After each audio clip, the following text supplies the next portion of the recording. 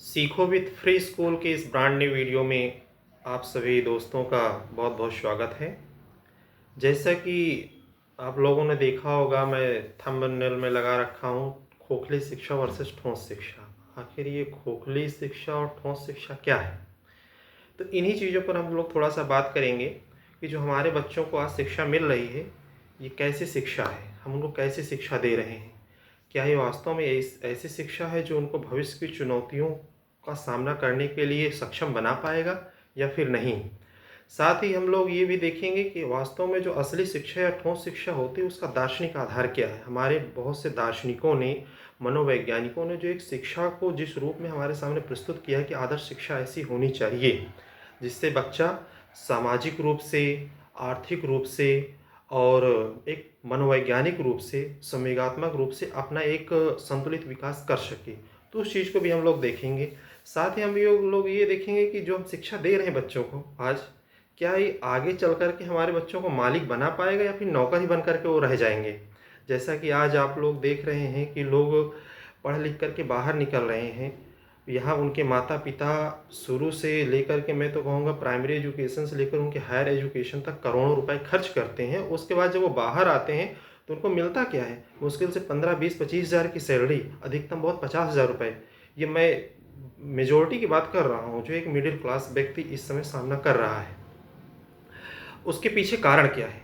कहाँ वो गैप रह गया? आखिर डिग्री उनके पास भी है और डिग्री आईआईएम से पास आउट बच्चे के पास भी है, आईआईटी से पास आउट बच्चे के पास भी वही बीटेक की डिग्री है, वही एमबीए की डिग्री है, पर और खर्च भी पैसा कर रहे हैं।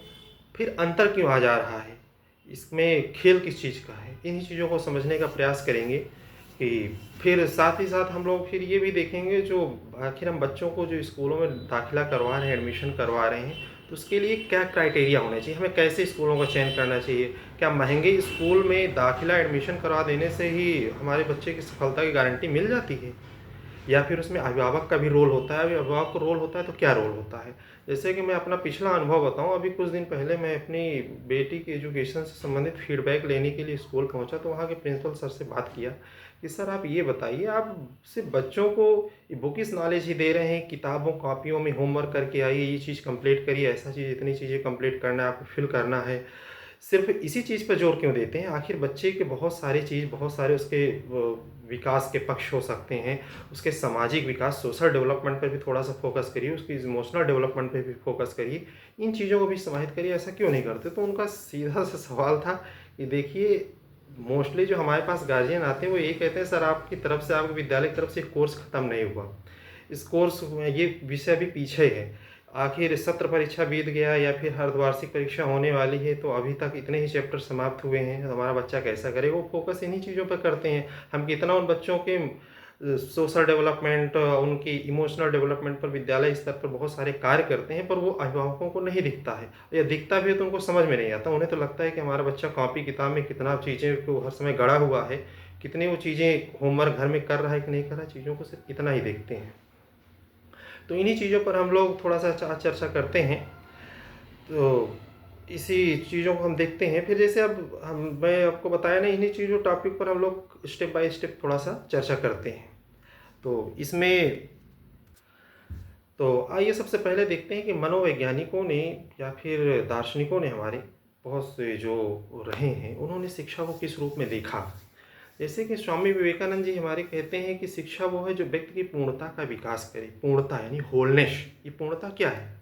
मतलब बच्चे का एक समग्र विकास करे, उसका होलिस्टिक डेवलपमेंट, जिससे उसका शारीरिक विकास भी करे, शारीरिक रूप से बलिष्ठ हो, सारी चीज़ें शिक्षा उसको इस तरह से मिले। मानसिक रूप से उसका मेंटल कॉग्निटिव डेवलपमेंट भी हो, उसका उसका सोशल डेवलपमेंट भी हो, यानी जो चीज़ों को सीखे उसको समाज में जाकर एक्सप्रेस करने की भी उसके अंदर क्षमता हो, और उसका साथ ही साथ इमोशनल डेवलपमेंट भी हो। विपरीत परिस्थितियों में अपने आप को किस प्रकार से मजबूत रखना है, टूटने ना पाए, ऐसी शिक्षा बच्चों को देनी चाहिए। आप देख रहे हैं आज के समय में, मैं देख रहा हूँ लोग हायर एजुकेशन के बाद, पास आउट होने के बाद भी थोड़े से विपरीत परिस्थितियाँ आती है तो अपने आप को संभाल नहीं पाते हैं, कहीं कहीं टूट जाते हैं, सुसाइड के केस आते रहते हैं, प्राय पेपर में हम चीज़ को पढ़ते हैं। तो इसके पीछे क्या है? कुछ ना कुछ चीज़ें तो है। तो बच्चा भले ही, हमारा जो भी बेटा था या अब हमारे छोटे भाई थे, वो पास आउट तो हायर डिग्री तो है उनके पास, पर विपरीत स्थितियों में, विपरीत परिस्थितियों में वो किसी भी रूप में हो सकती है, हमारी पारिवारिक समस्याओं की वजह से भी हो सकती है, बिजनेस में फेल्योर की वजह से भी हो सकती है, या फिर अन्य कोई कारण हो सकता है। पर ऐसी परिस्थितियों में अपने आप को संभाल पाना, ये कहीं न कहीं इस बात का संकेत है कि उस बच्चे का, या फिर हमारे छोटे बाबू, हमारे छोटे भाई-बहनों का, या फिर हमारा स्वयं का भी इमोशनल डेवलपमेंट नहीं हो पाया है। तो इन चीज़ों को भी हमको देखना है। तो जैसे स्वामी विवेकानंद की मैं चर्चा कर रहा था, तो उन्होंने कहा कि शिक्षा तो वही है जो व्यक्ति को समग्र रूप से उसका विकास करे, शारीरिक रूप से, मानसिक रूप से, और साथ ही साथ उसका साइकोमोटर डेवलपमेंट भी होना चाहिए। क्योंकि आप देखते हैं कि कितना भी हम चीज़ों को सीख लें और यदि उसको समाज में, अपने व्यवहारिक जीवन में लागू ना कर पाएँ, तो हमारा ज्ञान तो निरर्थक हुआ। अब मुझे तो बड़ा दुःख होता है इस कहते हुए, जैसे आप लोग देखे होंगे कृषि के विद्यार्थी जो होते हैं, एग्रीकल्चर से पास आउट बच्चे हैं, पर आज उनके पास वो टेक्निकल नॉलेज, तकनीकी ज्ञान नहीं है। वो छोटी-छोटी नौकरियों के लिए परेशान होते हैं, पर अपने घर में अगर उनके पास खेत है, तो उसमें वो कुछ ऐसा इनोवेटिव वैज्ञानिक खेती नहीं कर पा रहे हैं, या फिर एग्रीकल्चरल फार्मिंग नहीं कर पा रहे हैं। मैं तो देखता हूँ, मैं तो मुझे बड़ी हँसी आती है कई बार, तो वो गेहूँ और जो जई वगैरह होती है, उसके पेड़ों को आप रख दीजिए, उसमें अंतर नहीं कर पाएँगे। बल्कि हमारे जो छोटे किसान हैं, जो सीमांत मज़दूर हैं, जो खेतों में काम करने, निराई-गुड़ाई करने वाले होते हैं, वो गेहूँ और जई के पेड़ को अलग-अलग कर देंगे। और वो कृषि का विद्यार्थी जो बीएससी एग्रीकल्चर पास आउट हुआ है, मैं सबको नहीं कहता, पर मोस्टली बच्चे उसको अलग-अलग नहीं कर पाएँगे। तो ये चीज़ें क्या हैं?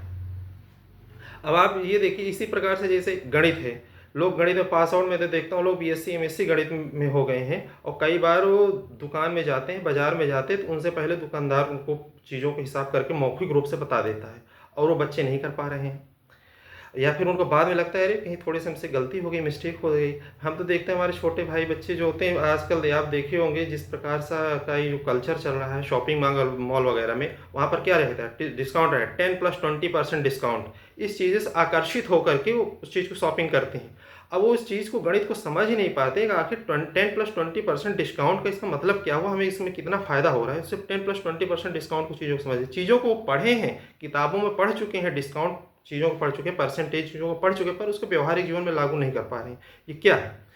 इसी प्रकार से इकोनॉमिक्स में देखा जाए, इकोनॉमिक्स सब्जेक्ट हम लोगों के जीवन में होता है, छोटी क्लास से लेकर के बड़ी क्लास तक हम लोग अर्थशास्त्र इकोनॉमिक्स पढ़ते हैं। पढ़ तो लिया, सैद्धांतिक रूप से उसको पढ़ लिया, पर उसको व्यवहारिक जीवन में लागू नहीं कर पा रहे हैं। हम अपने घर का बजट ही नहीं बना पा रहे हैं। हमने देश का बजट पढ़ लिया, पर हम अपने घर का बजट नहीं बना पा रहे हैं, हम अपना स्वयं का बजट नहीं बना पा रहे हैं। हमें जितनी जो पॉकेट मनी मिल रही है, उससे कहीं ज़्यादा हम खर्च कर डाल रहे हैं। तो ये सब चीज़ें क्या है? ये मतलब ये एक गैप को दिखा रहा है कि जो चीज़ें हम लोग पढ़ रहे हैं विद्यालय में, हमारे बच्चे जो पढ़ रहे हैं, उसको व्यावहारिक रूप से कितना लागू कर पा रहे हैं, और इसके पीछे यदि व्यावहारिक रूप से यदि लागू नहीं कर पा रहे हैं, तो कौन से कारक हो सकते हैं? कहाँ पास गलतियाँ हो रही हैं? क्या अभिभावक से गलती हो रही है, विद्यालय स्तर पर गलती हो रही है? तो मुझे जहाँ तक लगता है कि ये दोनों इक्वल जिम्मेदार हैं, विद्यालय, साथ ही साथ हमारा समाज भी, और हम आप भी। क्योंकि हम आप जब बच्चे का एडमिशन किसी विद्यालय दाखिले में करवाते हैं, स्कूल में करवाते हैं, तो हम चीज़ों को ये देखते हैं कि सबसे पहले वहाँ की बिल्डिंग कैसी बनी हुई है, बिल्डिंग अच्छी है कि नहीं, वहाँ का इंफ्रास्ट्रक्चर कैसा है। इंफ्रास्ट्रक्चर में हमें जो बाहर से दिखता है, उन चीज़ों को देखते हैं।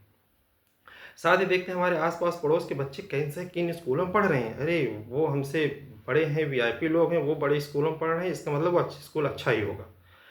पर हम इन अंदर की चीज़ों को देखते ही नहीं, जो स्कूल का वास्तव में जो बच्चा का मेन फ़ोकस होता है, जो बच्चे की सीख होती है, वो सिर्फ़ स्कूल के इंफ्रास्ट्रक्चर पर ही नहीं होता। वहाँ पर टीचर जो रखे गए हैं, टीचर की कैपेबिलिटी क्या है? क्या वो ट्रेन्ड टीचर हैं? क्या वहाँ पर अच्छा ट्रेन्ड टीचर है भी तो? क्या टीचर स्टूडेंट का रेशियो वहाँ मेंटेन है? अगर एक टीचर को बहुत सारे बच्चों को दे दिया जाएगा किसी क्लास में, तो चीज़ों को मैनेज वो कैसे कर पाएँगे? तो इन चीज़ों को भी हमको देखना है। साथ ही साथ हमें ये देखना है कि विद्यालय सिर्फ़ बुकिश नॉलेज पर जोर दे रहा है, या फिर बाहरी चीज़ों पर भी जोर दे रहा है, व्यावहारिक ज्ञान पर भी जोर दे रहा है, प्रैक्टिकल पर भी जोर दे रहा है। मुझे कहते हुए तनिक भी संकोच नहीं हो रहा है। आप देखेंगे आस-पास के जितने भी हमारे विद्यालय हैं, या आपके बच्चे जिन विद्यालयों में पढ़ते हैं, आप उसको जो देखिए। जैसे मैं तो देखता हूँ बच्चे हैं, कंप्यूटर की बुक उनकी लगी हुई है। उनके विषय में कंप्यूटर कोर्स सिलेबस है, कंप्यूटर की बुक दिए गए हैं। अब कंप्यूटर की बुक वो क्लास में बाकायदा उनको पढ़ाते हैं, और उनको डेफिनेशन रटवाया जाता है, कंप्यूटर्स के पार्ट्स रटवाया जाता है, पर कंप्यूटर लैब में नहीं ले जाया जाता।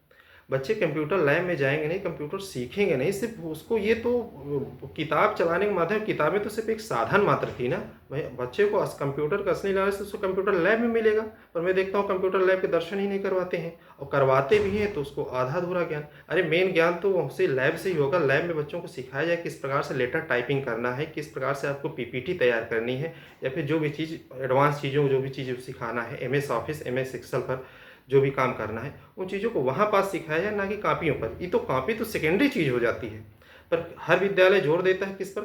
कापी पर, किताबों पर, उसको फिल करने, उसको पढ़ने पर, परिभाषाओं को रटने पर। आखिर रटी हुई चीज़ें हमें कहाँ तक जोर देगी, आगे कहाँ हमको सक्षम बना पाएगी?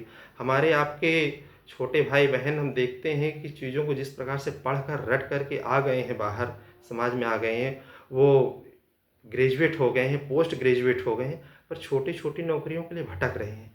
वो कंपनियों में जाते हैं, स्कूलों में जाते हैं, उनका प्रेजेंटेशन होता है, तो लोग यही कहते हैं कि इनके अंदर स्किल है ही नहीं, स्किल है ही नहीं। अगर डिग्री तो है सबके पास, पर उनके अंदर स्किल ही नहीं। स्किल क्या स्किल? यही चीज़ तो, जो चीज़ हमने सीखा, तो हमारे पास डिग्री तो आ गई, सैद्धांतिक ज्ञान तो है, पर उसको हम व्यवहारिक रूप से लागू नहीं कर पा रहे हैं।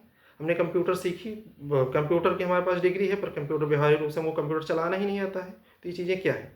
इसी प्रकार से अन्य चीज़ें, जैसे इन्वायरमेंट ले लीजिए। अब इन्वायरमेंट की किताबें सिर्फ स्कूल में चला देने से क्या बच्चा इन्वायरमेंट की उसकी समझ आ जाती है? कभी नहीं। अरे बच्चों को आप विद्यालय में कम से कम इन्वायरमेंट, फ्रेंडली इन्वायरमेंट दें, साथ ही उसको बच्चों को कुछ वहाँ पास ले जाएं। उससे आप बच्चों को आप समझे, इस तरीके की चीज़ों समझे। किसी बच्चे को हम कोई पेड़ पौधे के बारे में उसको किताबों में क्लास में पढ़ा रहे हैं, वो ज़्यादा अच्छा नॉलेज होगा, स्थायी नॉलेज होगा, ठोस नॉलेज होगा। या फिर इसके तरह उसको स्कूल की बागवानी, जो उसका मैदान है वहाँ पास, जहाँ पास फूल पौधे लगे हुए हैं, जाएं, बच्चों से कहें, बच्चों इसमें तोड़ो, चलिए इसमें आइए, मिल करके बीज बोते हैं। बच्चा बीज बोएगा, बीज को फिर उसमें बढ़ता हुआ देखेगा आगे उसमें। अब उसको चीज़ों को समझ में आ रहा है कि एक बीज को उगने के लिए क्या क्या ज़रूरी चीज़ होती है, नमी कितनी होनी चाहिए, मिट्टी कैसी होनी चाहिए, उसमें पानी हमको कब डालना है, बीज को बोने का तरीका क्या होता है, पौधा कैसे आगे बढ़ रहा है, पौधे के पार्ट्स कौन कौन से होते हैं, आखिर जड़ें कहाँ से निकल रही है, मूलांकुर से या प्रांकुर से निकल रही है जो भी चीज़ें, और फिर उसके पहले पत्तियां डेवलप होती हैं, पत्तियों से फिर तने, फिर फूल फल, इस तरीके से बनते हैं। ये जो ज्ञान होगा वो स्थायी ज्ञान होगा, और ना कि किताबों के माध्यम से। किताबों में चीज़ों को बच्चा रट रहा है, पढ़ रहा है, और उसको बजा करके परीक्षाओं में लिखा रहा है। ये चीज़ें क्या है, आगे चल कर के ये चीज़ें थोड़ी ना काम देगी। इसी प्रकार से अन्य विषय भी, जैसे अब देखा जाए तो जैसे छोटी छोटी किताबों में हम देखते हैं कि उसमें बहुत सारी चीज़ें एक्सरसाइज होती हैं। एक्सरसाइज के बाद भी काफ़ी चीज़ ब्रेन स्टॉर्मिंग चीज़ें होती हैं, उसमें एक्टिविटीज़ जुड़ी हुई होती हैं। क्या उन एक्टिविटीज़ पर स्कूल में काम किया जाता है? नहीं किया जाता, वो अगले चैप्टर में बढ़ जाती हैं। क्यों बढ़ जाते हैं? क्योंकि उनको भी कोर्स ख़त्म करना है। अभिभावक की तरफ से आता है कि कोर्स ख़त्म करिए। अच्छा, इस बार कई अभिभावक इस चीज़ में भी कहते हैं कि आखिर इतना ब्रॉड कोर्स क्यों बना करके रखे हैं भाई, इतनी एडिशनल किताबें क्यों लगा करके रखे हैं? आप देखोगे छोटे बच्चों क्लास में, तो बच्चों के लिए मैं जैसे समझता हूँ कि नर्सरी या एलकेजी यूकेजी, उसमें 2-3 किताबें पर्याप्त मात्रा में होनी चाहिए। किताबें तो सिर्फ एक टीचिंग का एक माध्यम है, शिक्षण माध्यम है। बाकायदा टीचिंग तो हमारे समाज में होती है, हमारे विद्यालय में होती है, घर में होती है। टीचिंग तो एक समग्र रूप से होती है, हर जगह से बच्चा सीखता है, क्रिया करके सीखता है, खेल खेल में चीज़ों को सीखता है। स्कूल में अन्य तमाम जो भी एक्टिविटीज़ में पार्टिसिपेट करवाते हैं, उससे सीखते हैं। क्या पुराने टाइम में जो भी हमारे दार्शनिक रहे हों, मनोवैज्ञानिक रहे हों, वैज्ञानिक रहे हों, कि आप देखे होंगे तो बहुत से तो स्कूल गए ही नहीं, फिर भी चीज़ों को सीख गए। तो सिर्फ किताबें माध्यम नहीं सीखने की, माध्यम तो होते हैं वो एक्सपोज़र जो हम बच्चों को दे रहे हैं। तो ये हैं सारी चीज़ें हैं। बहुत सारे आपको लोगों के साथ बात करना है, चूँकि टाइम तो इसमें देखिए काफ़ी हो गया है, पर आज सब कुछ बातें नहीं हो सकती। जैसे अगले हम लोग वीडियो में देखेंगे आपकी तरफ से कैसा फीडबैक मिलता है, फिर इस पे और भी चर्चा करते हैं कि बच्चों को महंगे स्कूल में एडमिशन करवाना चाहिए या फिर सस्ते स्कूल में। क्योंकि यदि हम इसको कैलकुलेट करें तो अपने बच्चे के लिए हम, आप ये समझिए कि शुरू से यदि नर्सरी से काउंट करें तो आप हायर तक ले जाएं आप इसको, तो आप करोड़ों रुपए खर्च करते हैं, एक बच्चे पर करोड़ों रुपए खर्च करते हैं। आप इसको जोड़ करके कैलकुलेट करके देखिएगा। अब ये करोड़ों रुपए हम जो खर्च कर रहे हैं, तो इसको आउटपुट हमें मिलेगा कैसे, और कितना आउटपुट मिलेगा, और मिल पाएगा भी कि नहीं? जो हम आज हमारी सामने हमें लग रहा है, एक उम्मीद है हमें अपने बच्चों से कि हम इन बच्चों को इन स्कूलों में एडमिशन करवा देंगे या फिर इनको ऐसी एजुकेशन मिलेगी तो हमको आउटपुट के रूप में कल बच्चे इनको गवर्नमेंट जॉब मिलेगी या फिर एक अच्छे हायर रिप्यूटेड कंपनियों में इनके अच्छी नौकरी करेंगे। तो क्या ये संभव है? क्या जो शिक्षाएं मिल रही है, जो हम उनको इनपुट दे रहे हैं, इसको एक खेत के रूप में आप इमेजिन करें कि जैसे एक खेत है और खेत में बहुत सारे बीज पड़ते हैं, तो हमारे बच्चे क्या हैं, बीज हैं। और बाकी फिर विद्यालय तो एक खेत है और वहाँ से जो कैसी खाद पानी मिल रहा है बच्चों को या पौधों को, और क्या उनको एक्सपोज़र मिल रहा है, उनको कितना पानी मिल रहा है, कितना सूर्य का प्रकाश मिल रहा है, ये सारी चीज़ें डिपेंड करती हैं बच्चे के होलिस्टिक डेवलपमेंट पर। आगे चल कर के बच्चा फ्यूचर में क्या होगा, इन सब चीज़ों पर हम लोग चर्चा करेंगे। तो इसी तरह बहुत सारी छोटी-छोटी चीज़ें हैं कि आखिर हमारे सामने एक गार्जियन के सामने चुनौती क्या है? कैसे हम अपने बच्चे को आने वाले टाइम में 15-20 सालों बाद वो समाज की ज़रूरतों के हिसाब से अपने आप को कैपेबल बना पाए? इसके लिए हम क्या कर सकते हैं बच्चों के लिए? इन्हीं चीज़ों पर अगले इसमें वीडियो में चर्चा करेंगे, चूँकि लंबी हो रही है। बहुत आप लोगों ने हमारे साथ जुड़ा, इसके लिए बहुत-बहुत धन्यवाद।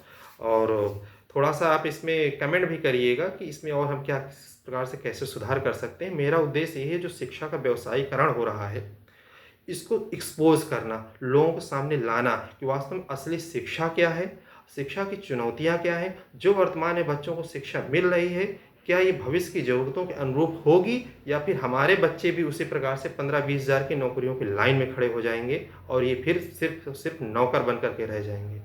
तो इसी के साथ बहुत-बहुत धन्यवाद। नमस्कार।